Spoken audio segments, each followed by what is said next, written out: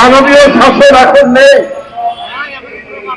আমরা বিগত 16 বছরে আওয়ামী লীগের ছাত্র সংগঠন, ছাত্রলীগের দৌরাত্ম দেখেছি, তাদের নিপীড়ন নির্যাতন দেখেছি, যেখানে বিশ্ববিদ্যালয়ের ক্যাম্পাস, স্কুল কলেজের ক্যাম্পাসে বিরোধী মত প্রকাশের কোন সুযোগ ছিল না।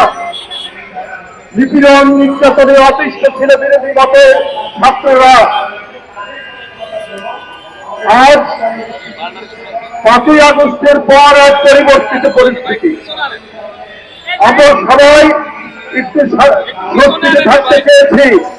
বিশ্ববিদ্যালয়ের ক্যাম্পাসের শিক্ষক ছাত্ররা তারা নির্বিঘ্নে ক্লাসে যাবে, ক্লাস থেকে বের হবে, ক্যাম্পাসে অবস্থান করবে। এখনকার বিশ্ববিদ্যালয়ের এই অরাজক পরিস্থিতি, এখনো কিন্তু তরুণ চারটা ছাত্রের লাশ ক্যাম্পাসের মধ্যে পড়ছে, এখনো কারো রক্ত ঝরছে, এখনো কারো রক্তের আলতারা বিশ্ববিদ্যালয়ের ক্যাম্পাসের ভিতরে। বন্ধুরা আমার, এখন তো আওয়ামী দোসররা নেই। এখন যারা ক্ষমতায় আছেন তাদেরকে সকল বিরোধী দলীয় যারা গণতন্ত্রের জন্য লড়াই করেছেন তারা সমর্থন করেছে। এখন তারা বাস করবে। গত পরশুদিন রাত্রি 12টার সময় ছাত্রদল নেতা সাম্য আমার হলের ছাত্রদলের একটি সম্পাদকীয় পদে রয়েছে হলে, সাহিত্য প্রকাশনের সম্পাদক। কি কারণ ছিল? কি অন্যায় করেছিল সাম্য? পুলিশ গ্রেপ্তার করেছেন 3 জনকে, 3 জন ভালো করে। আমার তো মনে হয় এর মধ্যে রাজনৈতিক কারণ আছে। রাজনৈতিক কারণ না থাকলে এই ধরনের সাম্য, যার চেহারা সুদর্শন, সৌম্য নাম তার সাম্য, তাকে হত্যা করবে কে? ভবগুরুরা কেন হত্যা করবে?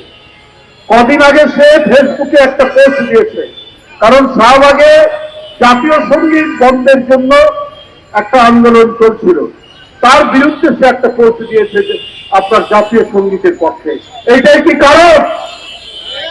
আমরা দেখেছি ফাঁসিবাদের আমলে পার্শ্ববর্তী দেশের আগ্রাসনের বিরুদ্ধে, পানি আগ্রাসনের বিরুদ্ধে কথা বলতে গিয়ে আবরারকে হত্যা করা হয়। আজকে জাতীয় সঙ্গীত, জাতীয় পতাকা, 71-এ আমাদের স্বাধীনতার পক্ষে কথা বলতে করে তার জীবন চলে যায়। অর্থাৎ যারা দেশের পক্ষে, যারা আগ্রাসনের বিরুদ্ধে, যারা দেশের স্বাধীনতার পক্ষে, যারা জাতীয় সঙ্গীতের পক্ষে, যারা জাতীয় পতাকার পক্ষে, তাদের জীবন চলে যায়। আমি এই জন্যই বলেছি যে নিশ্চয়ই এর পিছনে কোন রাজনৈতিক কারণ আছে। কারণ সে ফেসবুকে যারা আন্দোলন করছিলেন জাতীয় সঙ্গীত নিষিদ্ধে, তাদের বিরুদ্ধে তার একটা বার্তা ছিল। এটাই কি কারণ?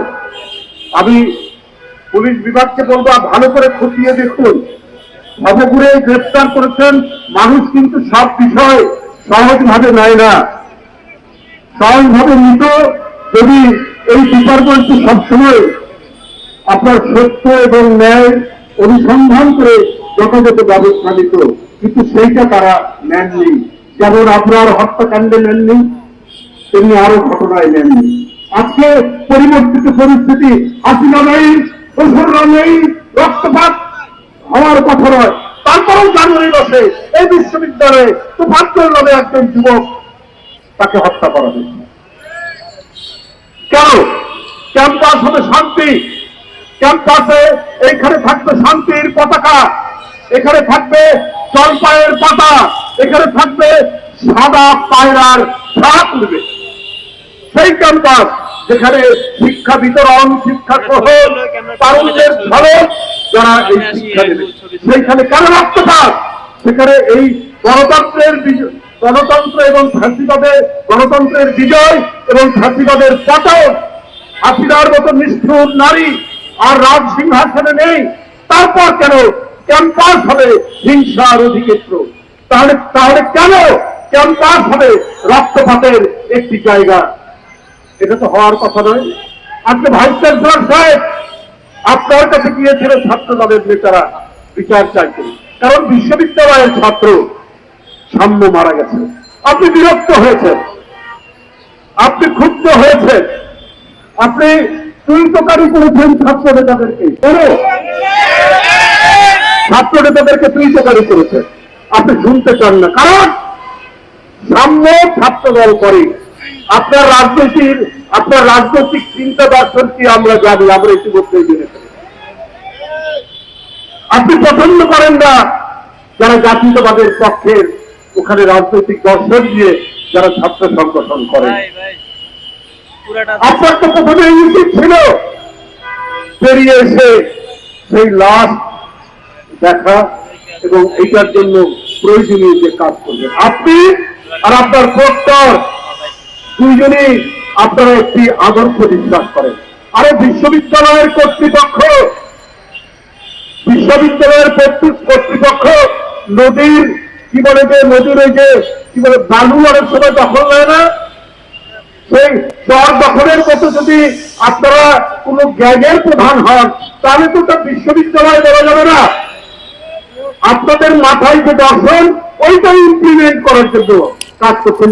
বাংলাদেশের অনেক বিশ্ববিদ্যালয়ে বর্তমান অন্তর্বর্তীকালীন সরকার এই ধরনের ভাইস চ্যান্সেলর নিয়োগ দিয়েছেন যারা এই কাজটি করছে। সবগুলো নয়, বেশ কয়েকটি। তাদের উদ্দেশ্যই হচ্ছে তারা যে দর্শনে বিশ্বাস করে, যে ফিলোসফিতে বিশ্বাস করে, ওইটা ইমপ্লিমেন্ট করা। কিন্তু আমরা যুগ যুগ ধরে দেখেছি যে বিশ্ববিদ্যালয়ে যে আদর্শে বিশ্বাস করে ভাইস চ্যান্সেলর, ওটা তার ব্যক্তিগত, কিন্তু উনি যখন একটি প্রশাসনের প্রধান হন, উনি তো শিক্ষক, উনার কাছে প্রতিটি ছাত্র সংগঠন, প্রতিটি ছাত্র সমান মর্যাদা পাবে। তিনি বিশ্ববিদ্যালয়ের শান্তি রক্ষার জন্য সবার সাথে কথা বলবেন। কিন্তু উনি যদি রত হয়ে যান, উনি যদি তার বিশেষ দর্শনকে প্রতিষ্ঠিত করার কাজে নেমে যান, তাহলে বিশ্ববিদ্যালয় কখনোই শান্তিপূর্ণ হবে না, বিশ্ববিদ্যালয় কখনোই এখানে স্বস্তি বয়ে আসবে না।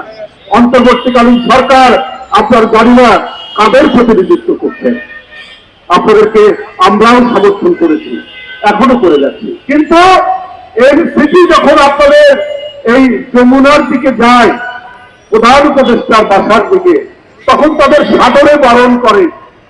তবে এই 3-4 দিন আগেই দেখলাম আওয়ামী লীগকে নিষিদ্ধের দাবিতে তারা গেলেন, তাদেরকে সাদরে বরণ করলেন। আর জগন্নাথ বিশ্ববিদ্যালয়ের ছেলেরা তাদের আবাসনের জন্য গেল, তাদেরকে আপনারা উপহার দিলেন লাঠিচার্জ, তাদেরকে উপহার দিলেন টিয়ার গ্যাস, তাদেরকে উপহার দিলেন সাউন্ড দিলেন। আপনি অন্তর্বর্তীকালীন সরকার আপনারা রয়েছেন, আপনারা কি সবাই সুশীল সমাজ, আপনারা কি সুশীল সমাজের লোক, জ্ঞানী গুণী ব্যক্তি, কিন্তু আপনাদের আচরণের মধ্যে এই বিচারিতা কেন? আপনাদের আচরণের মধ্যে এই বিভাজন কেন? আজকে এই উপমহাদেশ অশান্তিতে ভরে উঠেছে, অনেক চক্রান্ত ষড়যন্ত্র চলছে, অনেক কিছু ঘটনা হচ্ছে। আপনারা কি সেই দিকে না তাকিয়ে এইখানে আপনাদের মতো করে দেশ চালাবেন? কিন্তু ওই যে ফ্যাসিবাদের পতন হয়ে পালিয়ে গেছে, তাদেরকে মদত দেওয়ার অনেক শক্তি রয়েছে যারা দিচ্ছে।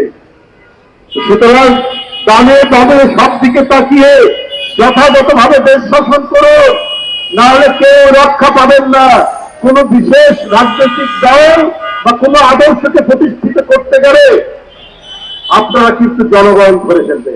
আমরা পানি আগ্রাসনের বিরুদ্ধে, আমরা জমি আগ্রাসনের বিরুদ্ধে, আমরা টেরিটোরিয়াল আগ্রাসনের বিরুদ্ধে পার্শ্ববর্তী দেশে। আবার একই দিকে আমরা স্বাধীনতার পক্ষে, আমরা জাতীয় সঙ্গীতের পক্ষে, আমরা জাতীয় পতাকার পক্ষে, আমরা ৭১-এর স্বাধীনতা যুদ্ধে যারা শহীদ হয়েছে তাদের পক্ষে। আমরা তাদের বিদায়ী আত্মার আমরা মাগফিরাত কামনা করি। স্বাধীনতার ঘোষক শহীদ রাষ্ট্রপতি জিয়াউর রহমান এদেশের একজন সূর্য সন্তান, এদেশের এক মহিমান্বিত রাষ্ট্রনায়ক। এটাও এই জাতির গর্ব, এই দেশের গর্ব, এদেশের মানুষের গর্ব, এদেশের জাতীয়তাবাদী শক্তির গর্ব। সুতরাং আপনারা যদি ভিন্ন কোনো খাতে প্রবাহিত করেন তাহলে আপনাদের জন্য এটা সুখকর হবে না। তাই আজকে আমি এই প্রতিবাদ সভায় অবিলম্বে সামনের যেভাবে হত্যা করা হয়েছে তার রাজনৈতিক শত্রু কারা আমরা একটু আভাস পাচ্ছি। এই রাজনৈতিক শত্রুদের চিহ্নিত করে অবিলম্বে তাদেরকে গ্রেপ্তার করে শাস্তির আওতায় নিয়ে আসবে। তা না হলে এর পরিণতি ভয়াবহ হবে। আমি সামনের আত্মার মাত্রা কামনা করে আমি আমার বক্তব্য এখানে শেষ করছি।